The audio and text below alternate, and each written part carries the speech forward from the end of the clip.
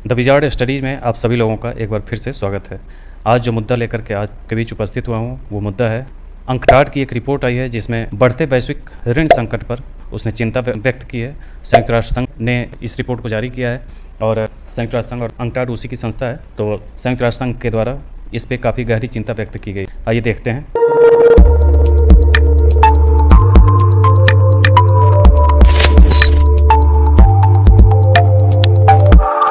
संयुक्त राष्ट्र संघ ने कहा है रिपोर्ट में कि 2023 तक ये 97 ट्रिलियन डॉलर पहुंचने की संभावना है। 23 तक इसलिए कह रहे हैं क्योंकि ये रिपोर्टें जो आंकड़े जो होते हैं वो साल 2 साल पीछे के होते हैं, इसलिए 2023 तक 97 ट्रिलियन डॉलर पहुंचने की संभावना है। सार्वजनिक ऋण किसे कहते हैं? तो सार्वजनिक ऋण कुल देनदारियों सहित कुल राशि है जो देश की सरकार द्वारा अपने विकास बजट को पूरा करने के लिए उधार ली जाती है। देश को अपने द्वारा लिए गए ऋण पर मूलधन और ब्याज का भुगतान करना होता है। उधार स्रोत यानी कि निजी पूंजी बाजार और अंतर्राष्ट्रीय वित्त संस्थान और अन्य देशों से ये स्रोत हैं। इसके उधार स्रोत से भी महत्व क्या है? तो यह विकास के लिए एक शक्तिशाली उपकरण हो सकता है। इसमें सरकारें महत्वपूर्ण व्यय को वित्त पोषित कर सकती हैं और अपने लोगों के लिए बेहतर भविष्य में निवेश कर सकती हैं। यानी कि ऋण लेना एक तरीके से कई बार ज़रूरी लगता है, लेकिन कई बार उसका जो व्यय है वो सही जगह पर न होने के कारण ये ऋण लेना गलत दिखाई देता है। भारत का कहें तो संदर्भ तो यह केंद्र और राज्य सरकारों के समग्र देनदारियों को संदर्भित करता है, लेकिन केंद्र सरकार अपनी ऋण देनदारी को राज्यों से स्पष्ट रूप से अलग करती है। इसका भुगतान भारत की संचित निधि से, समेकित निधि उसी कहते हैं, उससे किया जाना होता है। सार्वजनिक ऋण के स्रोत कहें तो दिनांकित सरकारी प्रतिभूतियाँ, ट्रेजरी बिल, बाहरी सहायता और अल्पकालिक उधार, ये सब सार्वजनिक ऋण के स्रोत हैं। केंद्र सरकार की देनदारियाँ दो श्रेणियों में होती हैं।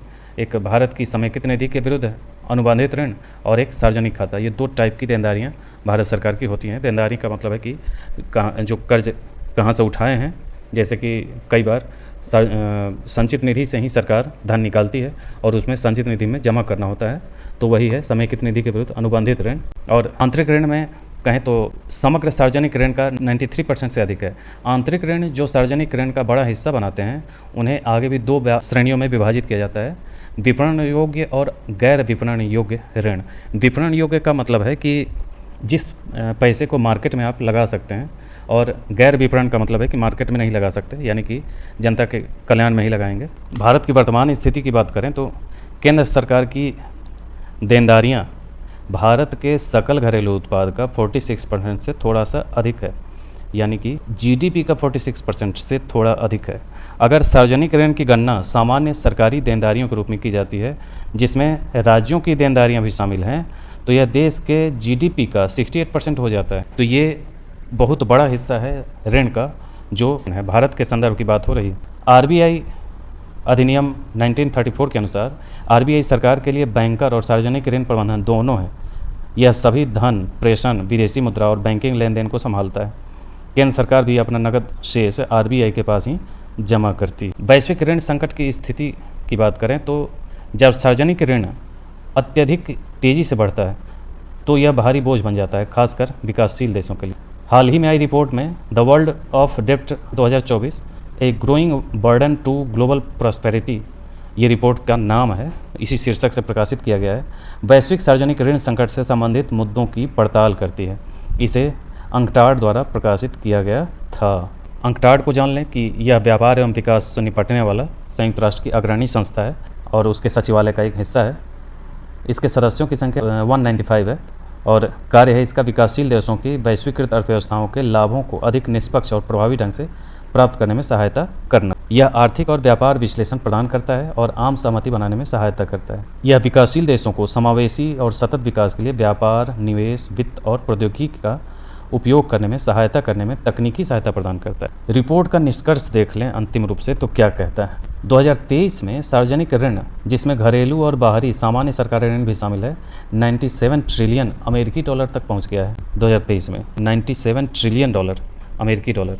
2022 में 5.6 ट्रिलियन अमेरिकी डॉलर की वृद्धि है, यानी कि एक साल में लगभग 5.6 ट्रिलियन डॉलर और बढ़ गया। कुल वैश्विक ऋण में व्यावसायिक ऋण पहले स्थान पर है, इसके बाद सार्वजनिक ऋण और घरेलू ऋण। विकासशील देशों की स्थिति में कुल वैश्विक ऋण का 30% हिस्सा साझा करते हैं। उच्च ब्याज भुगतान 2023 में विकासशील देशों द्वारा ब्याज भुगतान में खर्च की गई राशि 2021 की तुलना में 21% की वृद्धि देखी गई, जो कि अमेरिका के मुकाबले 4 गुना तक है। इनमें से हर 3 में से एक देश मानव विकास के लिए इन महत्वपूर्ण क्षेत्रों की तुलना में ब्याज भुगतान पर अधिक खर्च करता है, यानी कि जितना उसका अपना खर्च है उससे ज़्यादा ब्याज भुगतान पर खर्च करता है। विकासशील देशों के बीच असमानता है। इस ऋण का 3/4 से अधिक हिस्सा एशिया और ओशिनिया के देशों पर है, यानी कि सबसे ज़्यादा ऋण लेने वालों में एशिया, चूँकि यहाँ विकासशील देश काफ़ी ज़्यादा हैं और ओशिनिया काफ़ी अभावग्रस्त क्षेत्र है। ओशिनिया में कई देश हैं। ओशिनिया कहेंगे कि जो ऑस्ट्रेलिया न्यूजीलैंड के पूर्वी हिस्से में जो कई सारे द्वीप हैं, इन सबको मिला करके ओशिनिया कहा जाता है। जिन देशों में ऋण चुकाने की क्षमता सबसे कम है वे सबसे अधिक ऋण भी चुकाते हैं। वैश्विक वित्तीय संरचना अब 21वीं सदी में दुनिया की ज़रूरतों को पूरा करने में सक्षम नहीं है। ये बहुत ही सोचनीय स्थिति है। इसलिए ये देखें कि इस तरीके से लगातार बढ़ता जा रहा है डेप्ट। डेवलपिंग कंट्री सबसे ज़्यादा तेज़ी से लोन ले रहे हैं, इसकी अपेक्षा का कुछ कंट्रोल में है बाकी विकासशील देशों की तुलना में, और डेवलप कंट्री उससे कुछ। बढ़ते वैश्विक कर्ज की प्रमुख चुनौतियां क्या हैं? तो ऋण का असहनीय स्तर, ऋण बहुत ही ज़्यादा हो जाने से काफ़ी बुरे हाल हो जाते हैं। उच्च व्यक्तिगत ऋण, यानी कि यह अधिक है, जो लगभग $39,000 हो सकता है यदि हम कुल वैश्विक ऋण को कुल जनसंख्या से विभाजित करें, यानी कि 8.1 बिलियन दुनिया की अर्थव्यवस्था है, उससे अगर 97 ट्रिलियन में भाग देंगे तो ये $39,000 हो जाएगा प्रति व्यक्ति के हिसाब से। फंडिंग की कमी, ऋण देना कई देशों का महत्वपूर्ण व्यय है, यानी कि व्यय ज़्यादा हो जाता है, इस वजह से फंडिंग की समस्या है। विकास की कमी, ऋण तब जोखिम बन जाता है जब उनके पास उसे चुकाने की क्षमता नहीं होती, तो विकास की कमी होने के कारण वो चुका नहीं पाता है। ऐसे देशों को विकास क्रियाकलापों के लिए बजट में कटौती करते हुए केवल ऋण चुकाने के लिए धन का उपयोग करना पड़ता है। जैसे पाकिस्तान वगैरह देखे होंगे कि पाकिस्तान के पास सऊदी अरब ने जब लोन दिया था तो लोन का अधिकतम हिस्सा ब्याज चुकाने में चला गया था।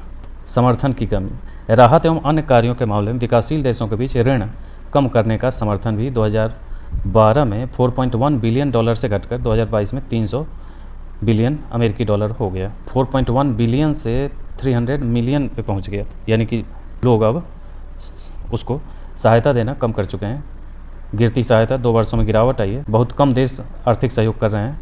सस्टेनेबल डेवलपमेंट गोल, जो SDG कहा जाता है, यानी कि सस्टेनेबल डेवलपमेंट गोल में लक्ष्यों की पूर्ति नहीं हो पाएगी अगर इसी तरीके से चलते रहे तो। अभूतपूर्व स्तर पर कर्ज में डूब रहे हैं और 2030 तक सतत विकास लक्ष्य, जिसको कहते हैं SDG को, इन लक्ष्यों को प्राप्त करने में प्रगति में बाधा डालेगा। तो ये SDG यानी सतत विकास लक्ष्य पूरा होने में समस्या आएगी, ये इसका बुरा परिणाम देखने को मिलेगा। तो ये था अभी हाल का 2 दिन पहले जो संयुक्त राष्ट्र संघ के द्वारा वैश्विक ऋण पे जो रिपोर्ट जारी की गई है उसका एक आंकड़ा।